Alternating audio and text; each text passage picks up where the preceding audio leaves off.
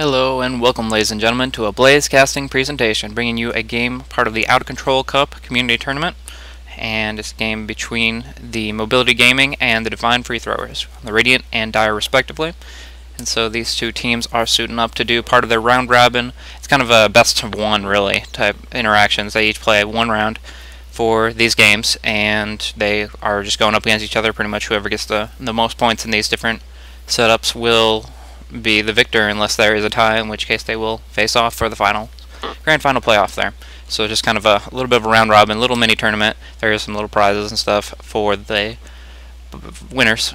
So I'm an amateur caster myself, Blaze Inferno, part of BlazeCasting, and have a YouTube channel. It's just, if you search for BlazeCasting, you'll find that up, as well as I'm streaming right now live on Twitch TV/BlazeCasting. So if you guys want to check me out, get some more info about what I'm about, please do. I would love some feedback as far as how I progress, but we're going to jump on into the draft as all the team members have loaded. And so the first ban and pick will be going to the Radiant, which is the Mobility Gaming. Nero I've watched him draft one time before. Last night they did play a game against the Chaos Dunkers, and I just gotta say that Nero just has a really strong drafter. Is very good at counter picking and finding the weakness in an enemy's lineup and just kind of putting that pressure out, finding their timing window, and hitting their stride. Did perform really well, and I expect a lot out of them this time around too. So we'll see what Epic Golden has to answer back as far as that goes.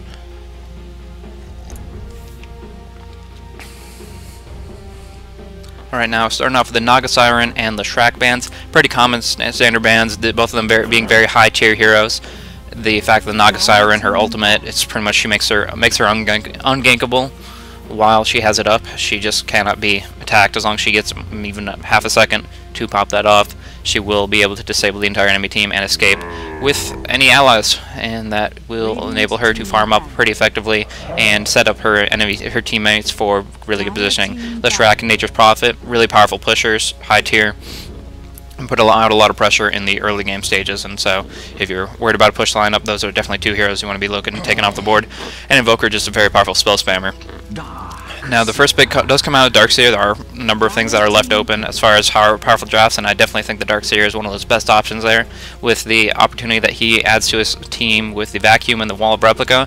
Really just high-powered team fight along those lines can either set up AoE magic damage or just dish out a ton of physical damage with that wall. He's also kind of utility hero in the sense that he does provide not only the immolation from the Ion Shell, but that 100% movement speed surge, which is very good for escaping or initiating upon.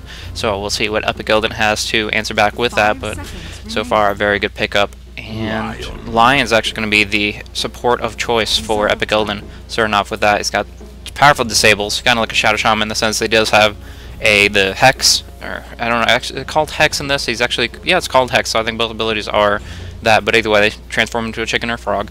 And along with that, he has a powerful Lion Stun, and that will enable a lot of powerful disables, as well as a very bursty nuke. So he's a really good babysitter and can provide a lot of lane support for an early game carry who really needs that supportive play. Shadow Shaman, on the other hand, can be played both as a support or as a solo mid. If he goes into the solo mid situation, he usually ranks up his Ether Shock a lot and utilizes the level advantage to get quick Serpent Wards on towers and put a lot of push into and just get that gold advantage right off the bat. He also can, in that sense, initiate with, go for the bottle, go for maybe Arcane Boots, and then get a Blink Dagger. And with that, he gets a lot more mobility, a lot more potential to initiate and get long-range disables. So very good pickup there as well. I'm trying to see what they want to go with the Darkseer.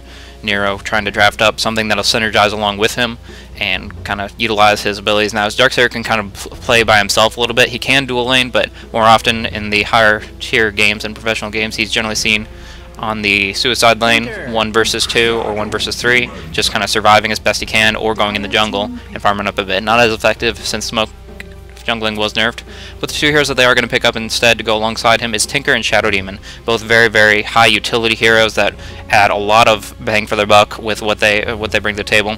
The Shadow Demon, just a very excellent setup stun, or it's set up disable. I mean, if you bring like a Kunkka with him and do a Torrent on top of that, if you do Leshrac, who was banned, you could line up a very powerful stun, things along those lines. Tidehunter also a really good pickup with him, so I'm curious to see if Nero is going to be opting for the Tide as his 4th or 5th. But anyways, that Disruption and then the Soul Catcher increasing damage received by a specific target. It's kind of random to who it lines up on, but if you're skilled with it, you can generally hit exactly who you want. And combining that with the burst damage from Tinker, especially if it goes for a laser rocket build, will do such a powerful burst of damage that it can bring somebody like Lion or Shadow Shaman or even Luna from almost entirely full health to almost nothing with that combo. So really, really good combination there if he can Soul Catcher up with the Tinkers.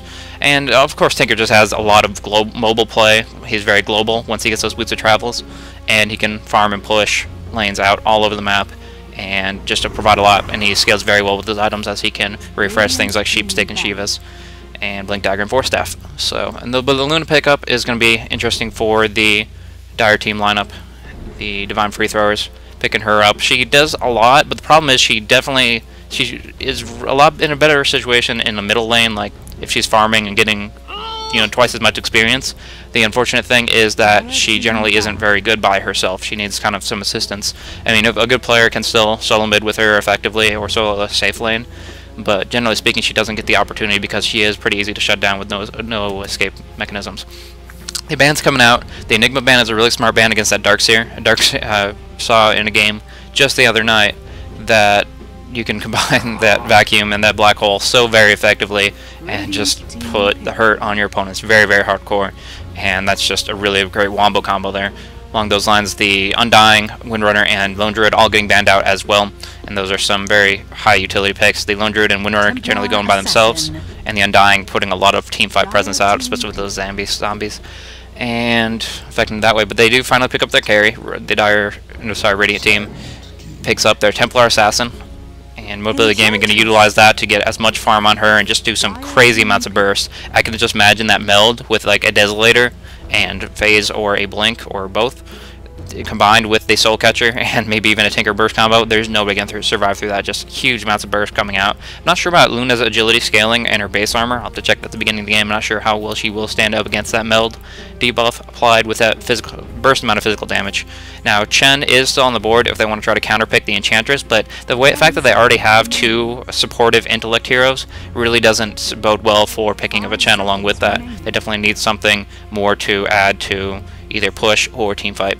But the Sand King is a great pickup all around. His Burrow Strikes, once they get up to ranks 3 and 4, have a lot more range and effectiveness, do a good burst of magic damage, and then the Epicenter, once he gets that Blink Dagger, can just destroy a teamfight. And they're actually going to go for an Axe, so he's going to be very beefy. He's really the only effective tank, quote-unquote, in Dota, with his taunt ability, can just force people to attack him and be so very durable. Along with that, his Berserker's Call, we saw the Axe used yesterday in the OOC Cup tournament, and it was very, very effective in applying pressure, and with that Berserker's Call just spamming that up, he actually went for like a Perseverance or something, and I believe it was Jag 82287 that went with it, but yeah, he gets like a Basilius, and then he goes for Sustained Regen, which will provide just the amount of Battle Hungers to go out, but we'll have to see if he's laning against the Nero, if Nero will be able to last hit effectively to dispel that as needed. Checking out the items real quick. We have pretty standard builds across the board, a lot of branches coming out for the Radiant team. The Mobility Gaming Enchantress has a Smoke Up already available for that. Maybe looking for a Basilius to push down towers really quickly, but just generally going to try to set up farm for the Tinker overall and the Templar Assassin along with that. Both heroes going to be having a lot to them once they get some items going and get that flow going. They can put out a lot of pressure, but they're already trying to go for a first blood, looking for that gold advantage right off the bat. There is going to be a pause coming out, but right now the fact that they smoked up is definitely indicating they are looking to get a kill on the Dire jungle. So that will be what they are opted for, and we'll see. Enchantress Sexy Needy does have to reconnect real quick, but that'll allow me to give me a chance to check everything's going fine right now. Cool. Alright, cool. So it looks like everything's going smoothly, and looking at the lineup of the Dire team, how they're going to lane it is the real question. Is the Axe going to be going for the bottom lane? If so, who he's going to be laning with? I've generally speaking, It looks like Shadow Shaman's going to be opting for the middle lane. He even has 100 gold saved up in case he wants to go for a relatively quick bottle. It's not the fastest bottle in the world, but it allows him to last hit very well with 56 base damage when you combine those, plus 6 intellect that he gets from all those stats. So that's very effective. And a lot of HP regen for Lion, so he plans to sustain in lane for a long period of time and possibly try to get Luna as much farm as possible. So maybe we're seeing like a double melee, seeing in Sand King and Axe laying together and just put out the damage pressure with that Battle Hunger and Burrow Strike action. Maybe some Caustic, I don't know. There's not really too much melee, so it's not Caustic's not going to be very effective, but the Burrow Strike combo with a few ticks of Battle Hunger can put a lot of damage into the opponent. Whether they have the mana to sustain that is a very completely different question. And it looks like that the Sand King is again, this is %%. He got a null field on his name based on that name. It's kind of weird. But he went to build where he went just a little tiny bit of regen, and he got a pretty fast earn. So as long as he can get some early kills to get those earn charges flowing, that's going to benefit him very much in the laning phase as well as in ganking. Just putting that dot on there, getting the extra damage off, and continually sustaining those souls, feeding into the urn. Epic Elden going to be the main carry player for the team. He's going to be trying to get as much farm as possible, maybe picking up a Helmet of the Dominator, Manta Style, that kind of stuff is pretty common on Luna. And big thing is whether or not she's going to get some very powerful Eclipse ultimates off.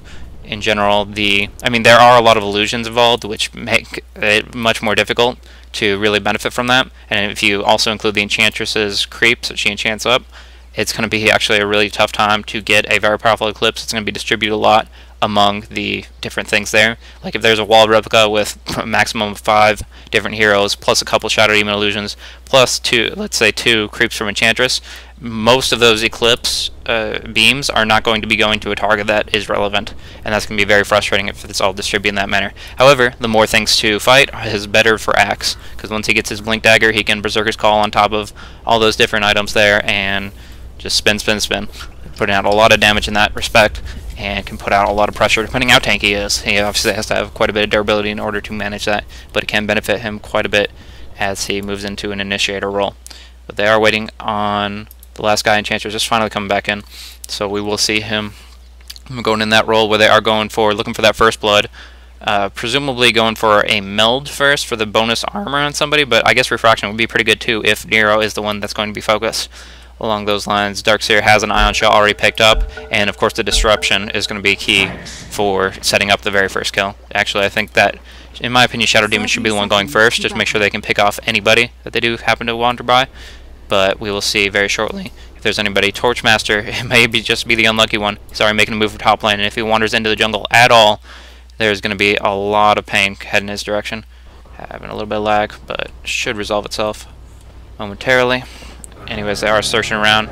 They only have about 10 seconds left on drum. They're trying to check in the lane, warding it across. Nobody there yet. I think they've spotted somebody. If they do catch this Lion, yeah, they see over the wall, they see exactly where he is, and they're going to try to close in on him. Whether or not, yeah, he's coming back around, and he is screwed. Oh my, the enchant's already on him. He's slowed down. All this action coming on top of him really, really quickly, and he's going to get first blood, goes to the Darkseer. That's plenty of gold. Head his direction, getting him some early items, whether it be regeneration or boots, will help him out quite considerably. And so Shadow Shaman has no choice but to fall back to the middle lane, and that's going to give them quite a bit of control. They're doing this aggressive tri-lane strat with Enchantress. I love this play here, and it's just literally going to give Nero as much farm as he wants and allow them to take this tower really, really quickly as well. They're actually pulling the creep wave and allowing the tower to go straight to the tower, the creep wave to go straight to the tower, but Epic Elden trying to pull it off. He won't get any farm this way, but he at least won't be taking too many hits on the tower. Now the 1 versus 1 Tinker versus Shadow Shaman really depends on the skill of the player. The Tinker does not have as much last hit. Well, he has 57 base damage, but his projectile is a lot slower than the Shadow Shamans. So generally speaking, the Shadow Shaman will have a bit of advantage, especially with that Illusion Rune. Now Sara's kind of doing the suicide 1 versus 2 Darkseer versus an Axe and a Sand King. Generally would have him at the disadvantage, but overall, as long as he's getting enough CS to take off that Battle Hunger, he won't be harassed too hard, and it will give them the opening to be very, very aggressive on this top lane, which is absolutely what they want. So this Centaur is actually possibly going to block the creep camp. If that is the case, then yeah, they're kind of creep cutting right here, allowing the creeps to go straight to the tower, and forcing the Dire team to make a choice. Whether the Divine Free Throwers want to tank up on the tower and just tank the creeps, or let the creep wave just demolished the tower really rapidly. So right now they're all falling back. The disruption did come out, and he is putting some damage on him, but they do have plenty of stuns available, and they should be falling back now, but they are both stuck at level 2 for the moment, and that's not where they want to be at now. They looks like Axe is actually transitioning towards top lane, realizes that's their weak link, especially with those three playing so aggressively, and thinks that he needs to provide assistance while Sand King goes 1 versus 1 against the Darkseer. So right now Tinker and Darkseer are leading in levels, but the Templar Assassin isn't too far behind, 2/3 of the way into that. Trying to get some damage onto anybody really. The Soul Catcher unfortunately went onto Luna, but enough damage comes out and the line's going to drop down. So they don't really have any really big slows like a Tide Gush or anything to follow it up, but the enchant just ranking up to rank 2 possibly will be enough to continue that pressure. Right now just enchanting up a melee creep to try to keep doing this on the tower, but one thing Axe benefits from is if he hits level 2, he'll be able to start counter helixing on the tower and have no trouble at all sustaining against those oncoming waves. Middle lane, the Tinker is currently winning the last sets, but just by a very small margin, not too considerable in either way, shape, or form. But the fact that the Shadow Shaman isn't shutting it down is generally in the favorable position for the Tanker, who is ranking Marksman Machine, so will be continuously pushing, and he will be possibly picking up a bottle in a very short time period. So he keeps on doing this, the enchant. He's burning a lot of mana in that fashion, does cost 65, but he is giving away to tank up the creeps, and that is the Luna actually that's taking quite a bit of damage from that. Now all the creeps are on the tower. Stun goes onto the Enchantress, but nothing engaging on her. Now Nero has to disengage that Battle Hunger if he's going to survive here. He's actually going way too aggressively. He's going to start taking tower damage. The Refraction is on cooldown, and he's going to drop down. So Enchantress does get the kill on the Luna, but unfortunately they did lose the Templar Assassin before that happened. Templar Assassin not getting the experience, and of course you don't want your carry to be dropping down for any reason. Now it did cost Axe quite a bit of mana, and whether or not he will be able to remain here for much longer is a question. He's trying to pursue the Shadow Demon, but there's nobody really stopping him from doing anything. He's going to actually pick up an Abyss Rune or turn around and try to go up against the Axe, which may or may not be the best choice, because guess what? Lion's pincer him in. One more auto attack from Lion or from Axe will drop him down. Didn't say that he got killed for some reason, but he obviously did. So Shadow Demon drops down there, which brings the Radiant team still at the advantage of 3-2. With the fact that they got the first blood. That's what it was. They got the benefit of the first blood, and since then they've been kind of trading back and forth.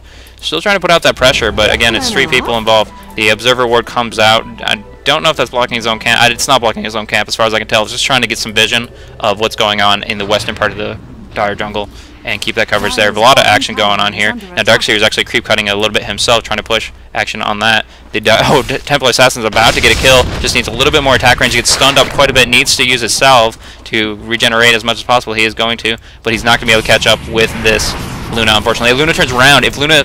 Wow, I think Luna just suicided there pretty much. She did not need to die there, and with the Soul Catcher damage along with the Meld Burst, big damage on Axe, and he's going to drop down. Now, it looks like, and I'm thinking as soon as Shadow Shaman hits 6, he's going to have to transition to the top lane if they're going to have any chance of holding this tower, but it looks like it's already going to fall and it's too late. So Templar Assassin is going to be looking for the last hit on that, and is going to manage it, giving her a ton of gold at this point in the game. Her GPM just jumped up to 335, which is as good as the solo Darkseer 1v1ing against the Sand King, who already has a Soul Ring and Ring of Health, pretty much having unlimited health and mana in the lane. Now getting a vacuum off onto the Sand King and burning him down. He can even search for it if he needs to, but no need okay, he does, and he's going to bring him down. Just one more auto attack, or the Ion Show will do the job itself. So Darkseer does manage that. They got the Invisibility Rune, and Shadow Demon's looking to pick that up and gank on the middle lane with it, which is awesome. So with that, if the March Machines is up the entire time that Shadow Shaman is getting caught out, with that rank 2 Soul Catcher, it'll increase the damage received by 30%, assuming he puts it on him properly. He does, and now he just needs to burn him down. A little bit more damage on him. He does try to shackle him up, but the March Machine's just burning him down. He's going to drop down. The Serpent Wards will be enough damage, though, and it doesn't say it again, but for some reason the text is not showing up, but obviously the Tinker did just drop down to Shadow Shaman Serpent Wards. And one more attack from the Enchantress needs fall back, and now she's actually taking a ton of damage, gets taunted up, has the Battle Hunger still on her, and one more Axe auto attack should finish her off if he just... Oh, Big Juke's coming out from Sexy Needy, and with the disruption he actually is going to survive from that. Actually. But Axe is going to have to fall back, and they have control yet again of this top lane. Now, whether I guess Sexy Needy is going to just clarity up until he can put up the Nature's Attendance, and once he manages that, he will be in perfectly fine shape, because that does a lot of single target healing if it's just focused on yourself. On bottom lane, the tower is only down a third, so Darkseer did put a lot of pressure out in that direction. He's going to be looking for a pipe to negate the epicenter from Sand King primarily, as well as a couple other different things. The Lion skills, ultimate. Haste up on the Tinker. Does not have that bottle yet. Apparently he says I don't need the mana sustainability unless he's bottle ferrying. No, he's not. So that means that he is honestly just rushing for the boots of travel, and the fact that he already has 1100 gold is putting him well in the direction that he needs to get towards that. And they're still trying to hold on the top lane. They're worried about this tier 2 tower. So she does have the stout shield, poor man's shield up, but unfortunately does not have anything more to bring to the table with that. And nighttime is up, but she actually hasn't put a single point in Lunar Blessing. So the movements, the vision range advantage that Luna generally has at nighttime is non-existent because she hasn't skilled that skill. And now Sand King is actually hiding from his own tower, getting dropped down by a double Ion Shell. Darkseer pushing in on that, and now he's going to try to stun in on top of him, managing to do so. And is actually being pursued. Darkseer has just a little bit more mana. Vacuum misses, and he's going to have to fall back. Middle lane, they are looking to gank. They are organizing. And they are moving to go on the Shadow Shaman. With that trap, he will be easy prey. Disruption kind of unnecessary, but they pop it up just to make sure. And dropping that damage down on him really hard. Couple hits, and that's going to be a killing spree for Nero. I saw that ending from miles away. Now, action, the Troll Warlord ensnaring the axe for a short duration, but not going to be too big of a deal for him. Now they're trying to converge on the Enchantress, who is all by herself, has a Nature Tennis pops, and needs to keep on running to maintain it. The trap comes from near. He has a full rank 2 refraction up, putting a lot of damage out, and finishing off the Luna. Now he is going for the axe specifically. Actually, he's going to have to fall back. Or there comes a nice disruption coming out from Shadow Demon, trying to put a little bit more damage out. With the W from Soulcatcher, he just needs one more auto attack and he will drop down. So Enchantress getting killed on that. Nero being so aggressive. He can absorb multiple instances, 2 instances of damage still. But he really has to watch himself and be careful. Tinker trying to finish off the axe. And with the damage coming in from this Shadow Poison, he's going to drop down. So that is another kill for actually Tinker. He's with his little pew-pew victory.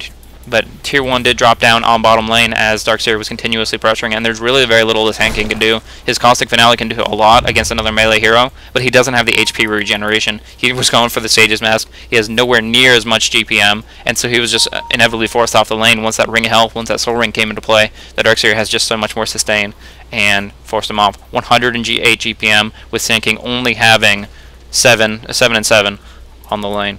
So very unfortunate for him compared to the Darkseer with 52. So he's going to get his pipe in no time at all. And when that's the case, they can actually push just as a full team. Because the pipe, pretty much the stuns from Lion, from Sand King, the ultimate from Luna, none of that will matter. And they won't have any issues whatsoever. So have the headdress and just need the recipe for the pipe. Very good rush from Sars, the Darkseer player. So, and he's going to keep on with that pressure on the bottom tower. Nothing to really stop him. Nobody's transitioning from the middle lane to help out the Sand King, unfortunately. He really needs the help, and it looks like Axe is going to answer that call and be a little bit back and forth with it. Now, I'm not sure what he's going here, if he's just going for some extra intellect while he builds up power treads, or if he actually wants to go for like straight drums or blade mail. It really, whatever it is, it's a little bit odd. But he feels he needs that mana pool increase, and so he's going to utilize in that fashion. But he is, unfortunately, only level 4. So I was looking for Epicenter. Oh, unfortunate for Sand King. He does get the Burrow Strike off, but does not stun on top of him. And now he's actually taking more damage than the Darkseer was. So now if he vacuums him, a little bit more, one more auto attack, and he's got him. So that's an easy kill for, and the rank 2 Battle Hunger is not going to do enough.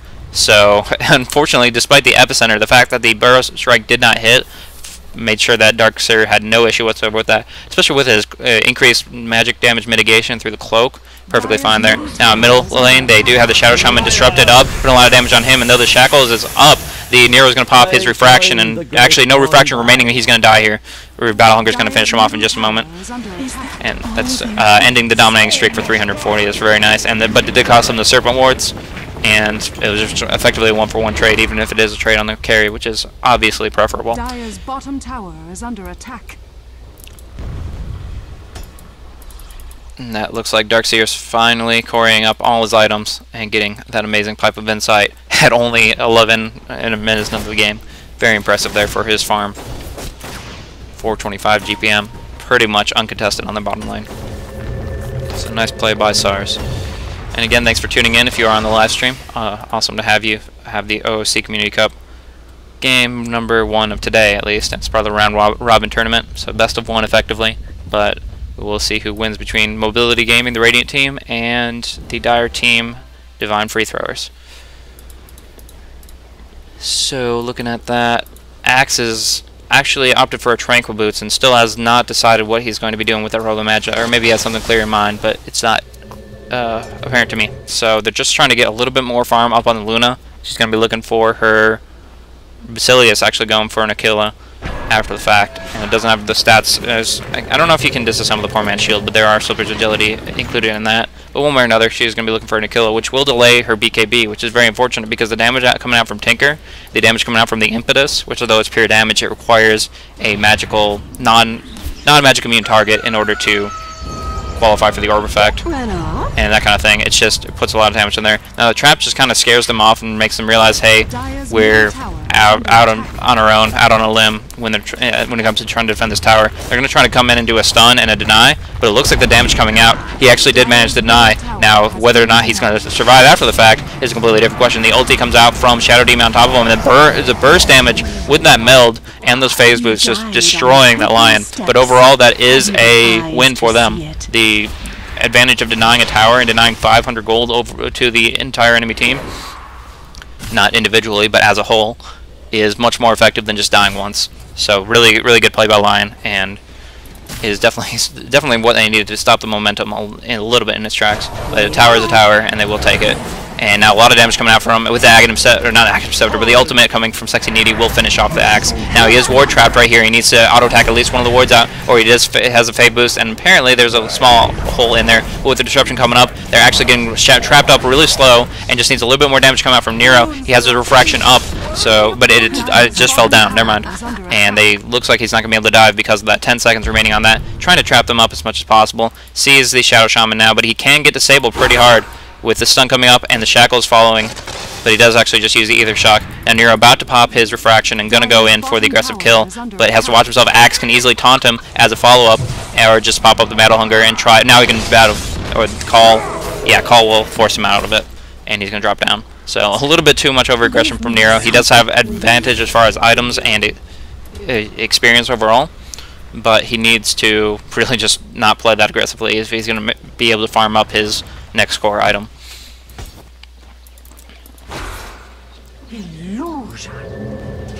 And I'm not sure what Darkseer was doing over there, if he managed to kill on anything or if he was just trying to push the enemy team off, sending an illusion on, hoping they'll waste some spells on it, but the Tinker Rocket's coming out, putting a lot of damage pressure out. The ultimate coming from the Shadow Demon, slowing down this X considerably, but there's really not going to be any follow-up. Where are you going? As far as I can tell, the Chant actually, they're trying to go on it, and they finally have Nero back in it. Now the Shackle is wasted on the illusion. Luna drops down, followed shortly by Axe. They're even going to look for the Lion, the ultimate coming up in just a moment, but the Sand King is here to provide at least one stun to support his teammates. So at this point in the game, it's actually looking mostly like 5v5 action, and definitely see the Radiant team having the advantage, not only in their levels. They have over 10,000 experience advantage and 12,000 gold advantage, but just in their team composition, having a lot of slows, having a lot of chase, and the only thing that can really shut them down is amazing Berserker's Calls and amazing Burrow Strikes and possibly an Epicenter. And right now, Sand King didn't even pick up his urn just yet, and they do still have that Ground Donkey, which will delay anything they decide to pick up. In this case, a Null Talisman and a Bracer, just a lot of stats, trying to hold off. Generally speaking, when you're losing the game, you just need to get a quick item to put yourself back in it, but a 12,000 gold deficit is a little bit more than a surmountable thing that you can just Bracer out of. But Nero is looking to pull creeps a little bit and offer the top lane, and they're going to transition with it. See the pings coming out, and they are looking to mobilize, but the Enchant's just kind of locking them down at the moment, forcing them to cover both towers. And they know they're not really pushing on the tower on top, so they're just going to stay where they're at, all grouped together, and make sure that nobody gets picked off. Rune Spawn is bottom, it is invisibility. And now they actually kind of have 2 versus 3 right here, and it might be a really bad spot for the Shadow Demon. It does get taunted out, a lot of damage coming out from Nero, Ward Trap going on the Shadow Demon, and the Enchantress Luna does pop her ultimate, forcing the TA back, but the nice wall of replica, perfect positioning. Illusions coming up everywhere. The Epi does come out, is burning them down. Lion getting annihilated by the illusions, and now Darkseer popping in, getting some vacuum action, trying to ion shell him down. It does manage to do so, and that's a ultra. Oh no, Enchantress has a triple kill. Darkseer has a double. That's every single one of them down, and the only person that died on the Radiant team just bobbed back. Kind of unnecessary, but when it's only 440 gold and you want to keep that momentum up, by all means. So Templar Assassin does have her Blink Dagger available coming up on the Courier, and we'll be flying that up to her really, really quickly. But an amazing play by SARS. He definitely not only made that bottom lane and gave his team a ton of gold with the effectiveness that he put on Sand King, but that wall of replica was one of the better ones I've seen.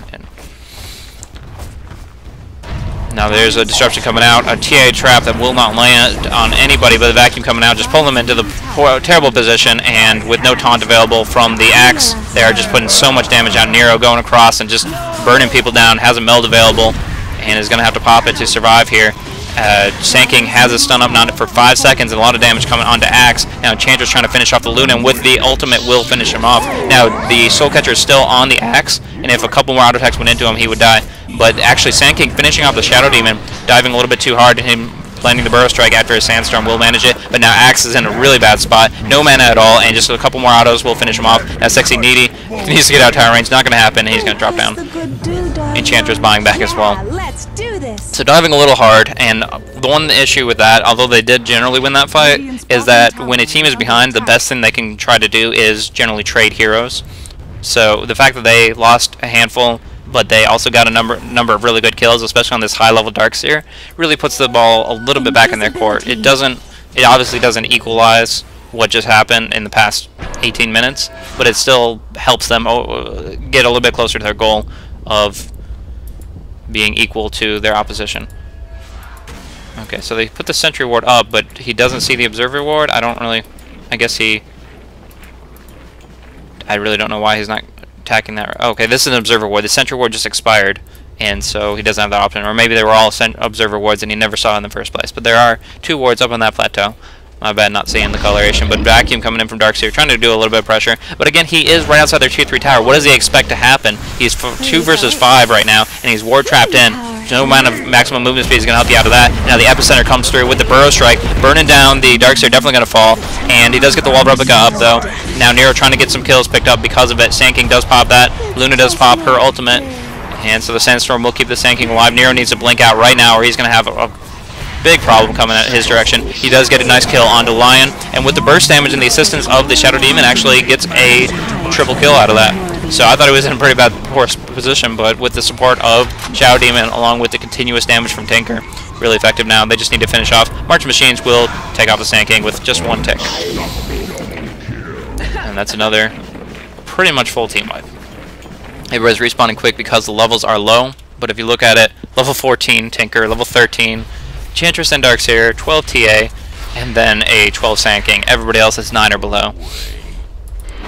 So not where the Dire team wants to be.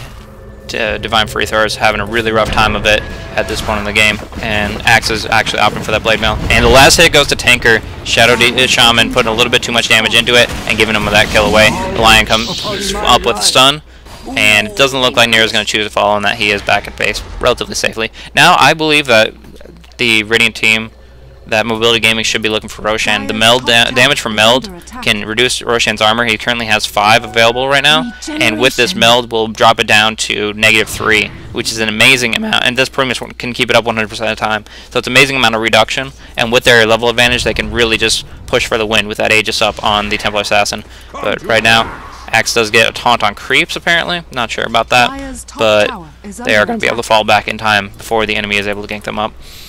Now, the Perseverance, I'm trying to think if he's going for a Lincoln Sphere, or a Battle Fury, or I can't really think of what else he would be opting for that includes that. But not too big a deal right now. We'll see what he goes for in the near future. But in the meantime, top tower is getting pushed pretty hard by the Tinker, who has had his boots travel for quite some time, has the Force Staff, and is now looking for a Decisive Ice. Farm nowhere near as good for the Luna, looking for, there's a net worth, if I can find it again, why So as far as the net worth on Luna, she's actually looking at not even 3,000 gold worth of items in this game. And it's just very fortunate. Vacuum coming in with the wall of replica, 2 illusions up, and Axe spinning quite a bit, but the Lion coming out, I think, of Disruption and just getting fried immediately. Same with Shadow Shaman. Sand King does pop the epicenter, but the pipe was up for half of it, and it's gonna bring him low, but it's not gonna be able to finish anybody off other than Enchantress. And now they should be looking for the kill on the Vacuum comes out for the mini stun, and now TA just needs to get 1 blink on him or 1 auto attack on him. Shoot, with the Scion Blades at rank 4, she actually has a pretty decent attack range of 380 and getting that wicked sick killing spree. So you can definitely tell by the KDA how skewed this is. 40 to 12. Definitely gonna put my money. If you put your money on mobility gaming, you're taking a good bet there, I will say. But I think, oh no, the Radiant Team Courier did die, and that's going to be the biggest loss in the world too. Mobility Gaming pretty much just ruins the game for them. Kills their momentum, and I'm kidding. But Rainer Norris pushing up in the middle lane, keeping that pressure consistent, and I think they should really just capitalize on the free Roshan with their almost unlimited map control, and then push in for the kill. No reason to drag this out too far. But a couple of bracers up on Shadow Shaman and a Talisman. So many plus stat items, but he doesn't have the mobility. He doesn't have a BKB. He can't survive through all this. And honestly, even with all those stats, he does have a decent chunk of agility from those, but it's still his armor is 4. And when his armor is 4, that means his armor is -4 when the meld is on him, meaning that he is taking 121% physical damage. And that's not where he wants to be when he's getting focused down on this carry, who already does, in of herself, over 200 damage. And now Axe does get taunt off along with the shackles completely disabled up. Burrow Strike coming in from the Sand King with a Vacuum, just trying to do a lot of AoE damage here. And the Darkseer keeps on going. He has that pipe up and is not afraid of anything. Pretty cool guy, doesn't afraid of anything. They're going to bring down the line as a follow-up. And the Sand King is the only one remaining. And it's going to be pretty easy racks right here. Destroying a couple auto attacks from the tower. And now they're going to be pushing in for a hit with Darkseer tanking up the tower. But Luna does pop her stun. At least she doesn't have her ultimate available. But they're going to try to repel them for as long as they can. Now, the Sand King does come out with some damage from that epicenter, trying to bring down SARS, but it looks like the tank ability from SARS, the HP regeneration he's receiving, that Vacuum coming out, he's actually going to survive against him. 1 second left on the stun from Darkseer. Now the Urn is actually doing a ton of damage. The heal over time is not counteracting it, and he is actually going to survive. Just barely. Nice heal coming out for Enchantress. Holy crap. Nature attend us. Shadow Shaman does get his shackles up, but that leaves Nero free to just attack and putting out so much in another wall of replica just on 1, but easily picks off the Axe and prevents any retaliation as a follow-up. Free money from the Serpent Wards, and that gives Nero up. He's looking at Lincoln's, yeah. Has that available now with those ward kills, and is going to be looking for the tower. Or more hero kills. Why not? Torchmaster drops down very, very easily. Godlike Templar Assassin. You never could. So I would say that the game really, it was won in the lanes. That Darkseer did so well on bottom lane, pushing down the tower, forcing Sand King off the lane. He only got like not even 10 CS throughout the entire laning phase, and the domination up top, continuously getting multiple kills and diving past the tower with no fear really in their eyes. So Shadow Demon does disrupt, and they're just putting so much damage out. A little bit more onto Luna, she will drop down. Hardly easy to call it at this point because there's just so much damage coming out. They pretty much die in 2 or 3 hits. Nice Burrow Strike coming out. Oh wait, here a Piglet, and that piggy is getting roasted. Wee all the way home. So Burninade and Templar Assassin with those side blades just tearing through everything, and there's really no way to retaliate. GG should be getting called in just a moment. Racks falling. More wards. Gotta keep that vision. Because, you know, they're definitely... Well, actually, there might have been a sandstorm going on. I don't know. Where are you going? But really the only way that Dire could have won this game is by having the Axe up on the kind of pseudo tri-lane up top immediately to stop them from pulling off the tower constantly, and what he could have done is tank the creeps while Luna tried to farm up a bit, and they would have had to think twice about diving the tower as much as they did. But the Axe started on bottom lane, so doing a 2-1-2 and getting annihilated by that aggressive tri-lane. Now they're actually even doing more with it. Putting Impetus after Impetus out, just a couple more hits. Needy's going to actually take a ton of damage from that, and with the Battle Hunger will actually drop down. No Nature's Attendance, so that's going to be the death of the Enchantress. Unless he can get a last hit right here.